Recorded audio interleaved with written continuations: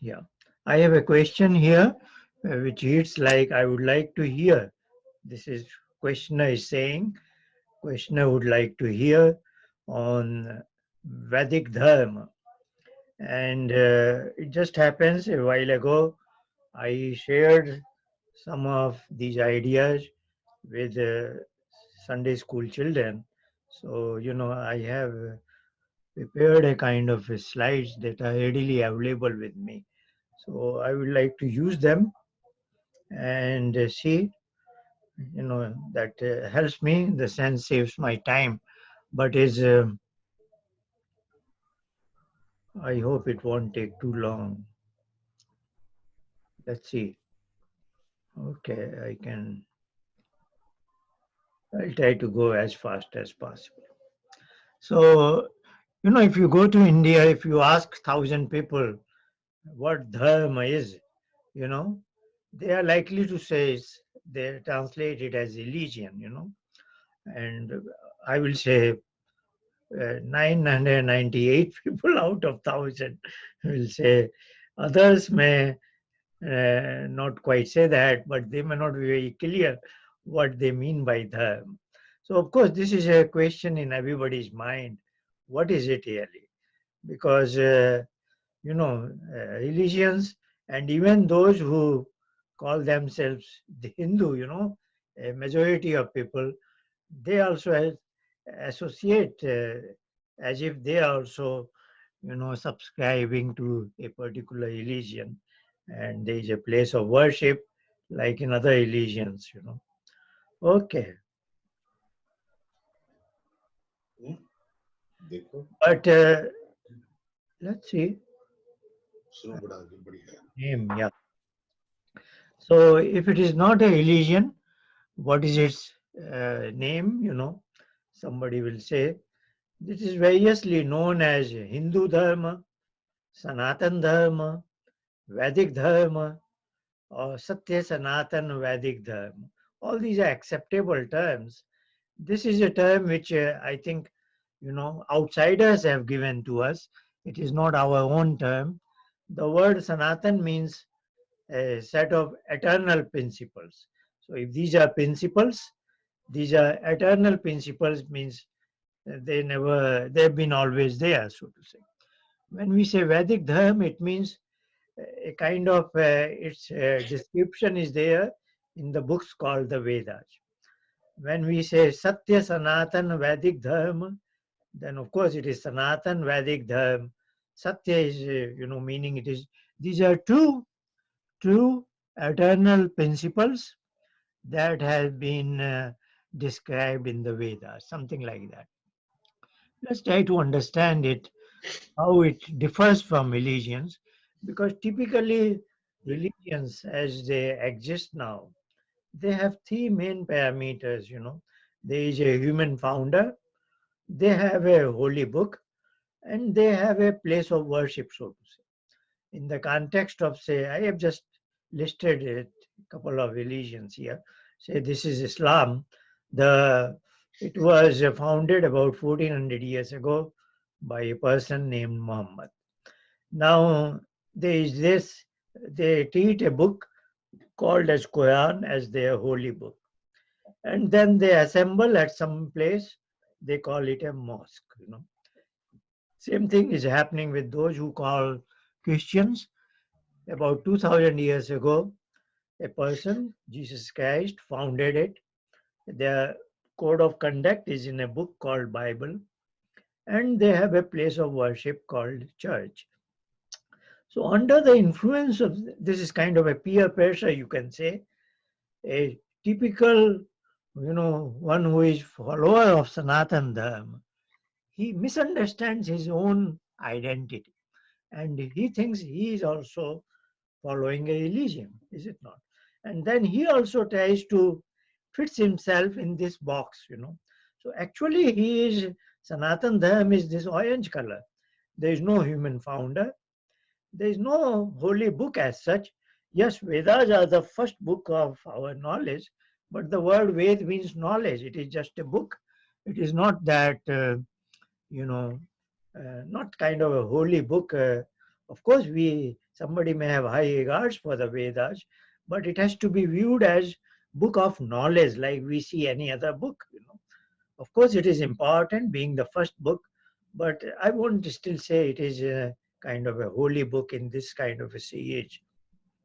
And obviously, there is nothing like a place of worship, because to be with that supreme being, I can be, it's a notional journey. I have to meet within me where I exist and disconnect from my mind to be with him, as simple as that. So, but a Hindu person, like he will say there is a founder. Some, if he may bring out names like Ram and Krishna, which he is not very clear about, because the Sanatana Dharma existed even before anybody else came into existence. And he may he name a few books, Gita, Ramayana, or something, as a holy book, and then he may say, yeah, yeah, we also go to a temple like this. But this is all kind of a confusion. But this is not what actually Vedic Dharma is all about. So let's say quickly go through this whole business of Dharma is not that easy nowadays, because we are obsessed with the concept of religions. So I want to uh, look at the whole picture, the broad picture that exist uh, in front of us. So, as a objective person, we see that humanity is has two options, so to say, which are very poles apart, two different options. But of course, most of the people get some inspiration from one pole and some inspiration for another pole. Though they are quite divergent, they are two poles apart. So let's look at what are the broad parameters with religion. The religions have one or more, some ideas, we can call it, faith-based or dogmatic idea, which another intelligent person is not getting convinced about it, is it not? Like a child, Jesus Christ, born by a mother, but has no father, so to say. Or like some Hindu person will say, yes, I take bath in a river and that takes away my sins, so to say. Otherwise, he may believe in law of karma, that I am, I have to face the consequences of all my actions. But if he can feel, or he can have a faith, nobody can stop him, that if I take a bath in a river, then my all the wrong things that I have done will be washed away and I will be saved from the negative consequences, is it not? So now these Muslims in the Kaaba stone, they as such don't like to, you know, uh, uh, worship any idol or any such thing. But they want once in a life at least to go and kiss this idol, this piece of stone. So there is a sort of inconsistency, whatever you call it, which may not be sensibly convincing to somebody who is not follower of that particular religion. And then there are different faiths. They give rise to different groups of people, and then they may not. There may be all kinds of conflict and even wars. On the other side, there is science, which is of course universal and everybody is benefiting from it. But there is also something must be missing. That's why people need some solace from religions. That's what I want to show in the next slide in a tabular manner. Science is good enough, but it teaches matter alone and it tries to explore the laws of forces that govern that material particles and so on and so forth. But something is, of course, missing. That's why religions jump in this something like a spirit or what is consciousness, because as we will see, that is not fully convincingly covered in the by the mainstream science. So, but as far as their treatment of matter is concerned, they are very logical, rational, evidence based. But here, the treatment may take recourse to faith, and that's why they become faith-based. And depending on different faiths, they have different groups, sects. While here, this is quite universal and is unifying force. But then these are kind of even divisive forces and even conflicts and wars. But what is missing here? Here they are stuck at least I will say 2 points. They don't have a full convincing description of what is this consciousness. So that they are struggling to find. And they are not able to quite motivate or inspire me. What am I here in this world for? What is purpose of life? We are just like animal or something. We are just surviving, maximizing our sensual pleasures or whatever we call happiness. But at the end, everybody seeks out something more, you know, uh, permanent kind of a thing. Why am I here and what am I? Where did I come from? Where will I go? And what the subsequent so many years of my life? What I was supposed to gather. So this is slightly missing. This no guidance is coming from science still, and that's why probably they continue to remain visible and relevant. So most likely they were founded out of compassion by the founder, but now it looks like so many adherents, most of the followers, they just follow it for sake of fear. Otherwise, they feel something will go wrong with them. So continuing with this, the question arises, if these are the two broad forces, same, namely science and religion, then where does Sanatana Dharma fit in? So if you say Sanatana Dharma is not a religion, what is it then in this broad picture of science and religion? Can we say Dharma is science? Yes. One who knows this Sanatana Dharma, he will say, yes, our ideas are evidence-based. Ours is not a faith. But then what about the ideas of soul and Ishwar, the consciousness? Of course, top scientists are struggling to formulate a scientific description of consciousness, but Sanatana Dharma has a particular idea that we individuals are conscious because we are ourselves a conscious entity, our soul, or what they call Atma and Purush, and though they have given different names. And just like that soul of mine is functioning in this tiny domain of what is me, my body and my mind, there is a infinite consciousness that is governing the whole universe, so to say. So, but that is non-material. So, because science is looking only at matter, so there is a lot of gap there. And Sanatana Dharma is saying that yes, we are on the side of science, but if science doesn't have its scope within its scope of something non-material stuff which exists, which is a reality, then that is for science to explore that.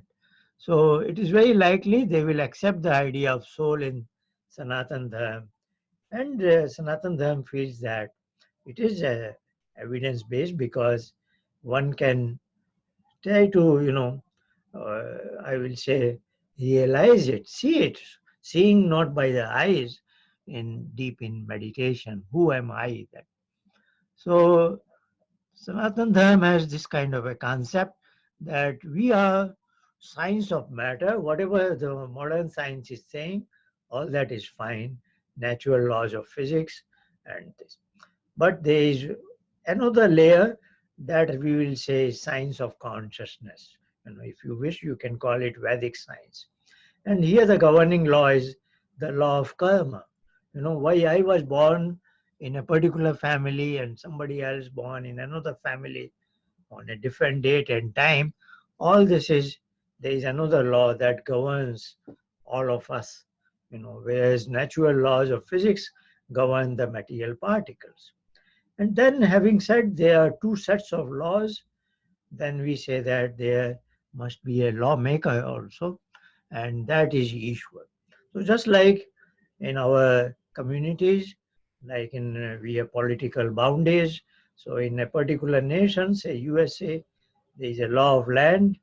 Law of land is governed by a book called Constitution, and that is made by parliament or what is called congress, and then executed. There is somebody who has a responsibility living in a white house to ensure that law prevails in every nooks and corner. So law is to be made and enforced, is it not? And that's what this infinite consciousness does, that making, this is about sustenance, but even more basic to that is making the universe. So here also Ishwar is maker, sustainer through the governing laws, and this can also be treated as evidence based, provided you know the scientist takes interest in meditation. So that means everything follows its dharma. So now we are coming to the etymology of this term. This is a universal principles as science believes in, but science has a scope of only matter. So we are looking at matter as well as conscious things like we ourselves, animals and birds and so on. So let's say a statement is everything in the universe behaves in accordance with its dharma. So look at dharma as some sort of a universal governing principle that governs the behavior of everything. For example, fire is always rising up, causing the buoyancy force. So fire in Sanskrit is called Agni. So we'll say Agni always behaves following Agni Dharma. Water flows down due to gravity. So water is called a jal. So jal dharma. Wherever there is water, it will always try to find a place under the influence of the gravity. Cow is always grazing grass and gives milk everywhere in all the parts of the world. So cow is called Gau, and that is the Gau dharma. So lion kills its prey for food, that is Sin dharma. So you know what I'm trying to say. All the billions and trillions of things in the universe, they follow the dharma. Dharma has been determined by a higher authority, namely Ishwar, and everything follows its dharma. They cannot deviate from it. So, in so saying, implicitly, there must be a code of conduct for human beings also. So humans also have a definite set of code of conduct called dharma. And so theoretically speaking, there must be, human beings are called as manav. So there must be a manav dharma. That has to be one and only one dharma. You know. But then why all humans don't follow manav? That is the question that arises, that we want to understand from this slide, that yes, this is the design of the universe. Now we introduce another term called karma. So humans are very unique exception in this whole universe. What is it? Even if I know the manodha, my dharma, that governs me, and I should follow it, but I have the freedom to deviate from it.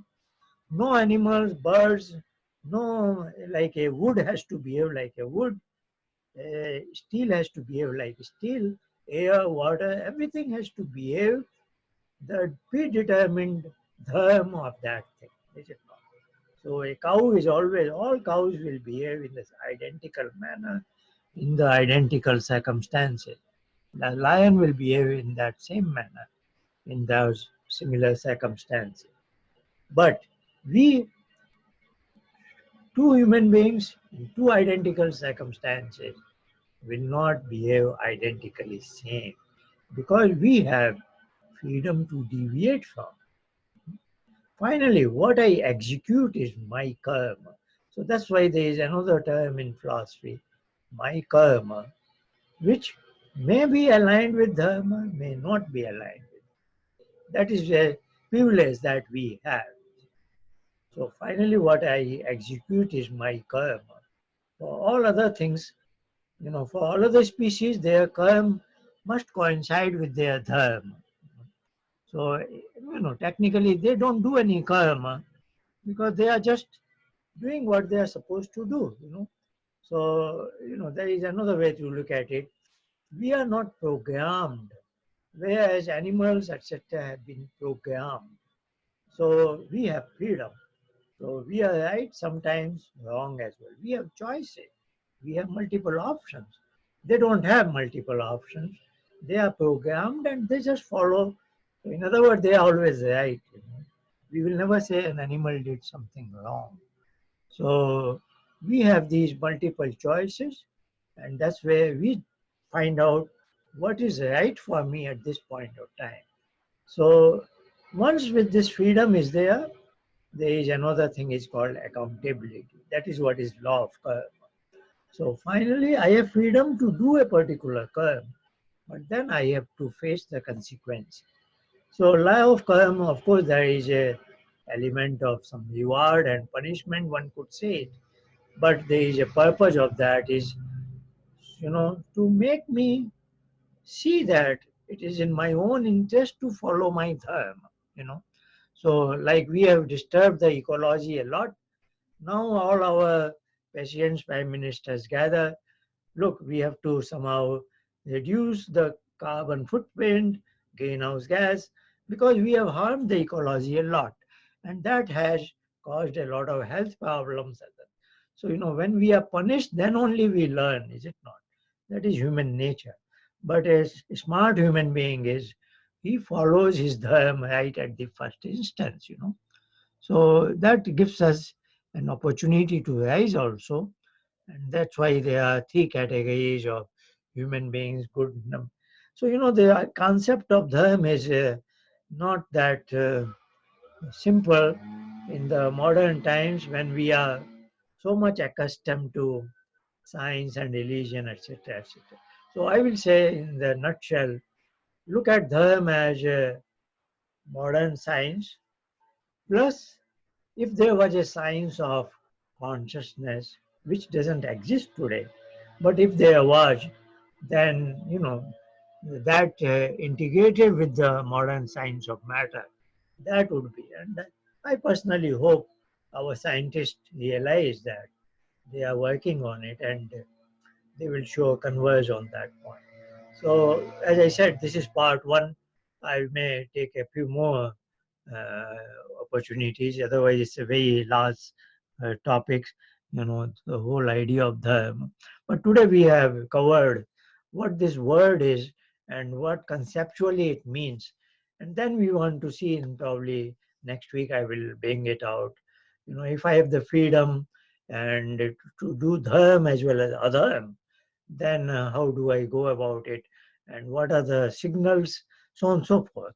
You know, there are some more issues related to that I will take up next week. Today it has been quite okay. Thank you for that. Any other questions or comment? Then we can discuss besides this.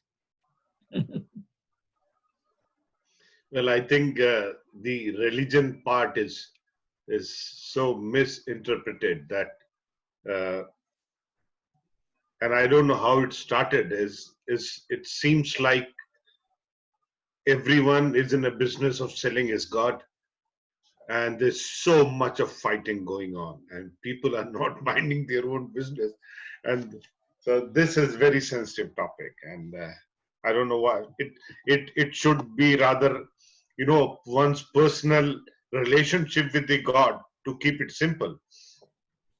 And whereas, I have lived in Middle East for long, and people will, oh, you have elephant god and you have a monkey. I mean, so it's so difficult to explain things, and I don't know why people do ask. I mean, it's not your, it's like Protestants. I was studying UK British history, so how the Protestants came in, and they said we would rather go to the God directly. We don't need saints in between. Oh, Yeah, that's another feature in the religions, besides, even if they have a concept of Ishwar, what they call God, Allah, or whatever it is, though generally, we think that the same thing has different words in different languages.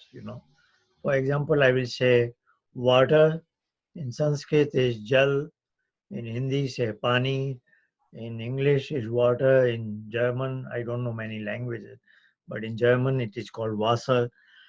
So in any country, if you say that word, somebody will give you a glass of water. It is very well defined. But when it comes to this entity, the entity that in Sanatana Dharma we will say we call it Ishwar. Now, if this entity has different words in different languages, there is no problem in communication. You know, if in English it is called God, very good. If in Arabic it is called Allah, in Persian it is called Khuda, okay, it's fine, very fine. Different languages will have different words. But it is very likely somebody else who calls Ishwar as God, when he hears the term God, he has different ideas. He has a different idea than what I may have with Ishwar. He may say, God has sent his son to earth, as Jesus Christ. Now, Yeah, yeah. Ishwar doesn't send. So, there is a problem in the entity that I have in mind. If I translate into English, something else. He has something else in his mind. It's Yes, not yes. as simple as Interpretation. water. So there is we have a long way to go. And, as long as I personally feel, as long as there is no unified theory, the religions will continue to exist. And, after people need it, people need something. So what I was trying to say is there is one more feature associated with religion is there is no direct connectivity with whatever they call Yeah, yeah, God, yeah, yeah. Allah, or something. You cannot be a Christian if you just say that I love God, this and that.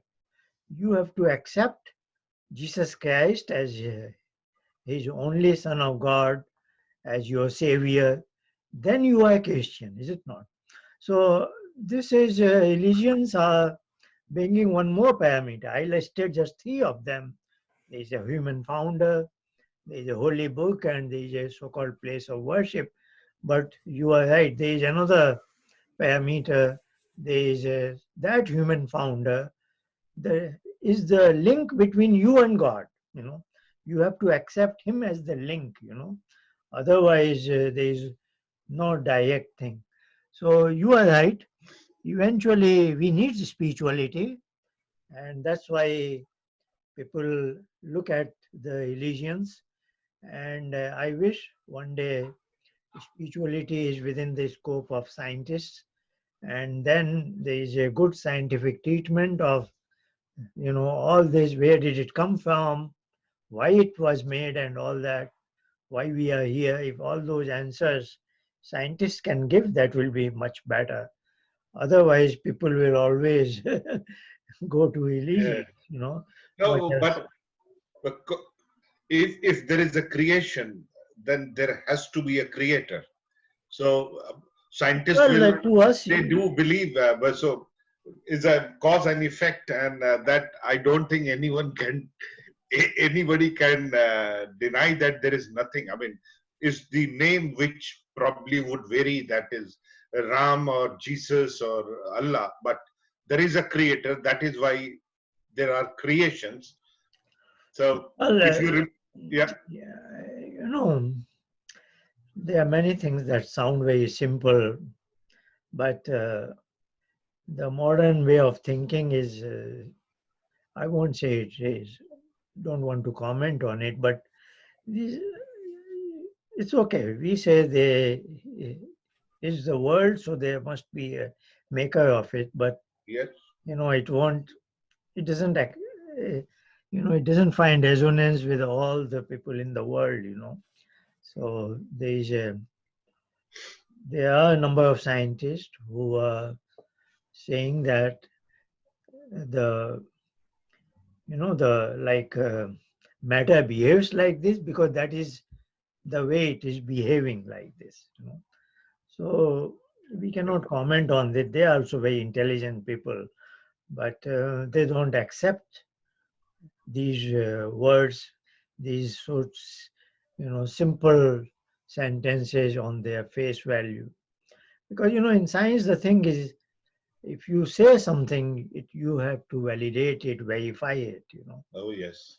If there is a maker, then who is the maker? How do we see it? I can see a carpenter making the desk, but then in science there is a protocol that this is the statement, this is the way to prove it, and this can be proven by another scientist in a different laboratory. No, So there could be a dispute that, the God's names and other things, but no one can dispute that there is nothing beyond us, because, cause and effect, it simply says, uh, for every cause there is an effect, and if you remove that cause from that effect, nothing remains. Rather, the effect is nothing but the cause itself in a different shape. So, and if you remove that cause from the effect, nothing remains. So there is something which is creating. And the best example is us. Science has advanced so much, but God has created one model. So the human beings, they are born in the same fashion, whereas Mercedes and Rolls Royce, they every year they have a new something new. They don't know where is the perfection, but here is no, just even one here model. there is we have inputs from anthropologists and all. So they have an idea that prior to we are Homo sapiens. Prior to us, there was Neanderthals, and they have progressed. So there is it's nothing is now that simple. It's Yeah. they are, uh, you know, I think that's it's today's academia is different. Where I think Inigo wants to make some yeah. I input. was just going to add. I think that's when you think about that. In let's say in 10 million years' time, maybe there are no humans. Some other species may be dominant, or the Earth may have completely died, and then there may be nothing sentient in living being. There may be nothing living in the whole universe. For millions or billions, we just don't know. So we're just in this tiny pocket of time, trying to make sense of it, but potentially we're looking just in a very narrow way. If you look at billions and billions of years, lots and lots of the majority of time, nothing has existed, nothing like us or nothing complex has existed. So we could just be a very tiny blip in the whole space-time continuum, if you like. And in 10 million years time, again, nothing. Maybe then for 50 billion years, nothing. And then maybe the universe starts to contract or whatever. So it's kind of, when we try to then think about religion and we try to rationalize, why we're here and what created us, we're almost asking impossible questions. And I think what it comes down to is you end up with this human quality of wanting to belong to a group, to have an identity whereby you can say, okay, yes, I am Muslim, or I am Christian, or I am a Jewish, whatever. So you have a sense of belonging, which gives you, mental benefits, and you feel like you have a group of people you can connect with easily. And I think that's the trouble, because I think, if I remember, I think it's in Samkhya. I may be wrong, but I think in Samkhya there's a piece of text which talks about human beings. Ultimately, we have to be alone, I mean, maybe Yeah, Sant Dr. has a Chandra. statement. Yeah, Sant Yeah, has that statement in the context of, in that meditation like practice. If you want to really be serious about it, you want to be alone, so to say. yeah. So I think there's the whole problem of humanity. So you have lots of people not really engaging with any kind of philosophy, meditation, uh, Hindu Dharma, whatever, and they're engaging instead with this idea of, okay, I need to be sociable. And yes, a scientist will argue that human beings are sociable animals. If we look at our ancestors and apes, etc., we have these social groups, and we need to exist by the help of other people and by other people's helping us. So there is that kind of dichotomy between the human condition that needs to feel like a sense of belonging in a group in order to feel safe and secure in themselves. But in actual fact, if you then really analyze what the Vedic philosophy talks about, and very much about this individual path, and then trying to spend time, with Ishvara to develop yourself on that path, and ultimately to free yourself from the whole karma cycle. So to me, those are opposing factors. On the one hand, you're trying to stay in the karma cycle if you're trying to always belong and always believe in something and do things with the people. You're kind of going to be creating a karma cycle for yourself, which will then go on and on and on. Whereas if you kind of start thinking individually, questioning things, and forming your own opinions, and not just going along with things that don't make any sense, then you're taking that individual path. And there's the tension of life, and there's, in some ways that's kind of the question of how do you have a successful life, is how you manage that tension between being an individual and following an individual path and thinking clearly and trying to attain wisdom, versus following the path that other people create, whether it's as a society, whether it's a religious group, whether it's just your friends group, whatever. And that's the challenge, that's kind of walking that tightrope. And I think there are times whereby I certainly feel there are times whereby if I walk too far down the individual route, what you find is that you lose out on the kind of the belonging in terms of with other human beings, because other people kind of, I think, as we stand today, I think we're a society whereby if we see someone becoming too individualistic, we kind of become a bit wary maybe, or a bit, we don't follow them. So like human beings sometimes would be like sheep. One sheep jumps over the fence and 100 other sheep jump over the fence. Yeah. And if you say, actually, I don't want to jump over the fence, then you become the odd one.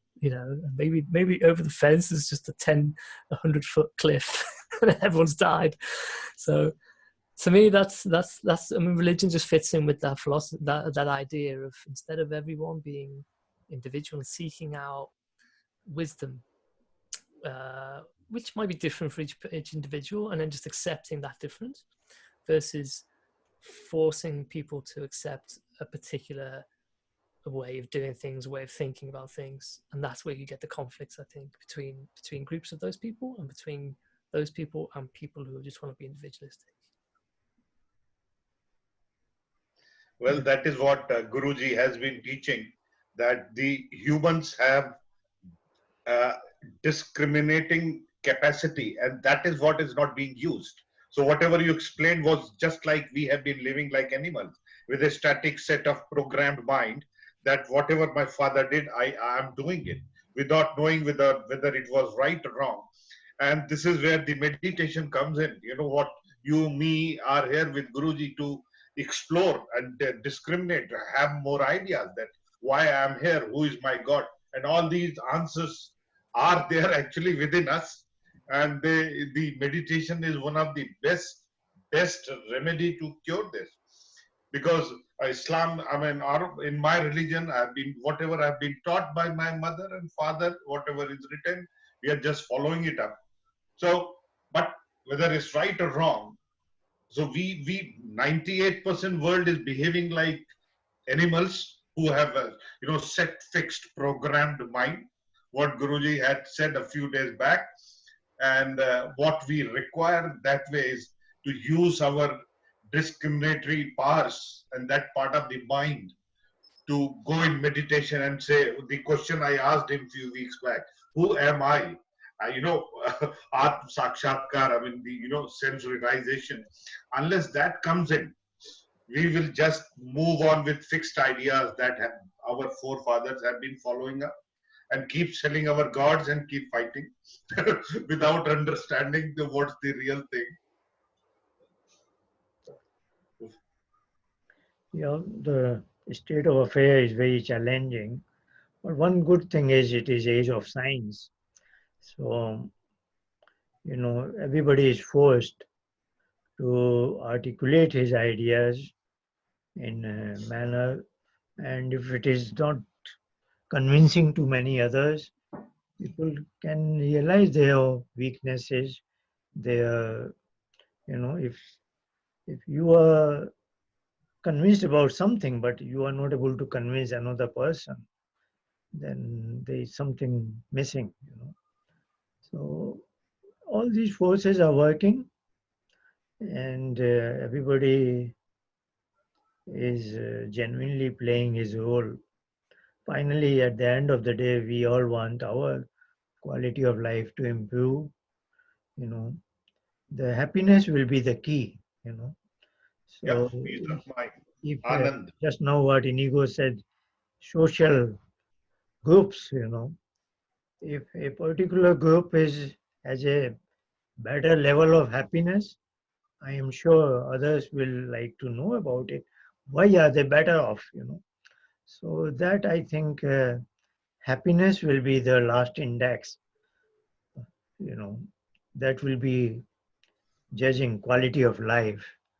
So that's why I think meditation has an appeal, because I see it as an evidence for the consciousness that is non-material, and it also upgrades your quality of life, your level of happiness, and also make you overall a better human being. So I think as more and more people get into meditation, and if you are in meditation, you don't need a place of worship. You are self-contained, so to say.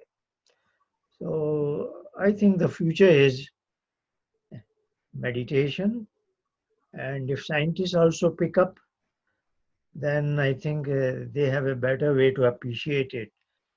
Who am I? Yeah. What is my consciousness? Otherwise, they are experimenting on others, you know, and trying to get to this answer. But the answer lies when you experiment it on yourself. That's what Patanjali is trying to teach us, how to monitor your mind and calm it down. So today, I think meditation has become, you cannot turn your eyes away from it. You cannot say it is not existing. It is existing. I Yeah. think about 350 millions of practitioners. Whatever, the mindfulness or headspace, whatever it is, meditation is meditation. But today, scientist is experimenting on meditation when somebody else is doing them. They have to Then feel he it. will begin to do himself. I think that is the next jump we wanted. A scientist to take it seriously. Look, I want to see what happens, and then that may open their, uh, you know, after all, we think we are objective, but at the end of the day, everybody is in a box. We are in our own comfort zone. So it is very important that I try to enter into his box, he tries to enter into my box, and try to learn from each other's thing. I think we are going in that direction. So, so in few decades, I think there should be major changes in the way we think and function.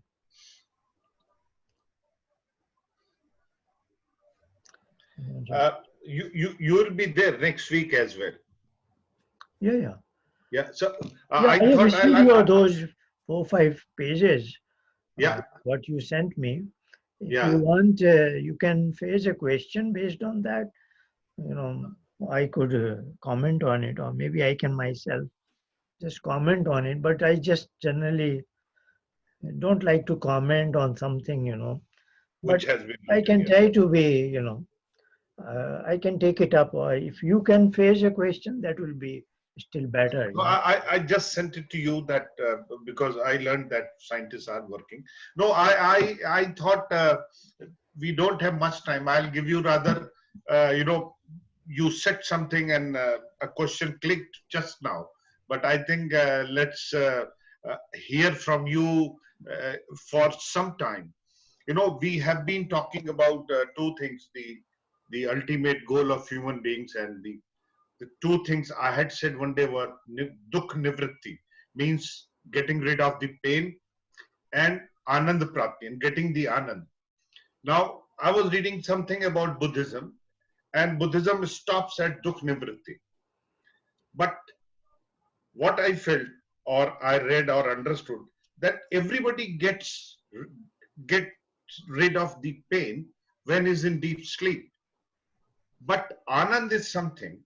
If you achieve that, the immediately your dukh, your pain goes away. It's like the moment sun comes up, the darkness is gone.